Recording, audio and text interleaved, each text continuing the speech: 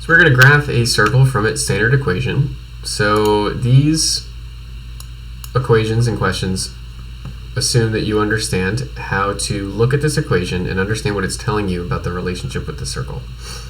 So when you graph this circle, this shift here that is attached to the x is telling you what direction this circle moves in the x direction, which is going to be to the left or to the right. Now remember that the original equation, well actually we'll do it in red here, the original equation is x minus h.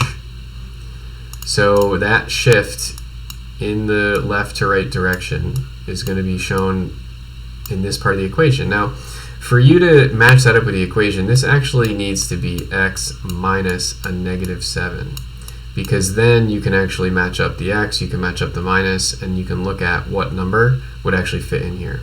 So that means my h, my shift in the x direction, is a negative 7. So I'm going to drag that circle over to negative 7.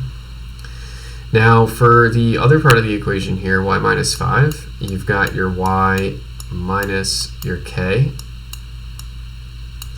and that is giving you your shift in the y direction. Now because the minus is already in the equation, you don't have to take that into consideration when you're doing the y shift, because that 5 is what is controlling the shift in that direction. So you're going to take this circle and you're going to move it up 5 because it's shifting a positive 5. The negative is already in the equation. Now your radius is the square root of 4. So remember, your radius squared is equal to whatever is on the right side of the equation. Now if you take the square root of 4, you should know that one already, right? 2 times 2 is 4, so the radius is going to be 2. So I'm just going to take this circle and drag it so that the radius is 2. So I've moved the circle to the left 7, up 5, and the radius is 2. So let's do this one again, and we're going to talk through it this time. I won't mark up the equation the entire way, but what we will do is circle the parts that are important to us.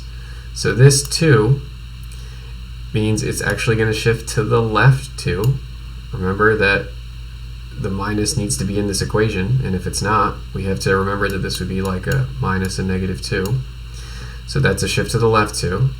Now the minus is already in the second part here, so I can just shift up 6, and your radius is 9. Sorry, your radius squared is 9. And now if you take the square root of 9 to figure out what your radius is going to be, your radius is going to be 3. So that's actually what I did over here on the circle. For this question here, very similar. But take a look. You got your positives here, so you have to put those negatives back in so it looks like your equation that you're used to using. So that's minus a negative 6 and minus a negative 5. So this is going to move to the left 6, and it's going to move to the left 5 as well. So we'll go over here, negative 6 in the x direction. We'll go negative 5 in the y direction. And my radius is going to be the square root of 9. The square root of 9 is 3. So I'm going to take this circle and make sure it has a radius of 3. Right? Distance from the center is 3. We should be good to go. We'll do one more. So here you have a shift to the right 2, because this minus is already in the equation, so I only have to look at the 2. And then I have a no shift at all right here, because the y doesn't have any shift attached to it, so I'm just going to leave it right there. Now the 49, remember that the radius squared is equal to 49, and if you need to go use a calculator and find the square root, you can do that. So I'll come over to my calculator here, and if I took the square root of 49, you can find that that's 7. So I can take this circle and don't just go to 7, right? Because the distance from 2 would only be 5. You have to go all the way out to 9 for this to have a radius of 7. So that distance, from the center out to the outside of the circle needs to be 7.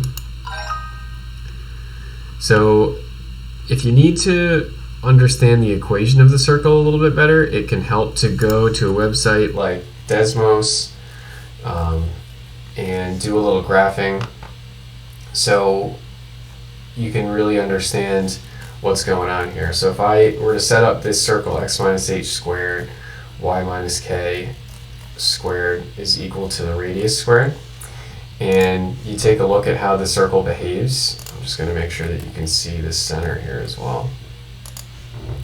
So as you take this h value and you make it positive, you know, positive 5, positive 6, it would actually be a minus 6 in the equation. If you take this k and you drag it over here and make it negative 4 and you shift it down 4, if you were to put this negative 4 into the equation, you would have a double negative and it would show up as positive. So if I were to actually type this in, x minus a negative 6 squared plus y minus a negative 4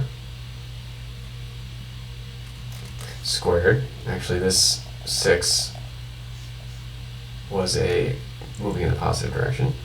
So, and then y minus a negative 4 squared. Now, the radius of the circle right now is just 1, so I'm just going to, we'll put it in there as 1. So, and 1 squared, right, which is just 1.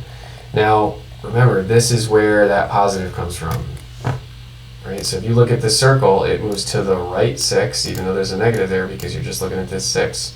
And it moves down 4 because that double negative that was here before, it's moving down 4 because of that number right there. You kind of have to ignore this negative as this part of the equation. So hopefully that helps a little bit in addition to the Khan Academy questions there.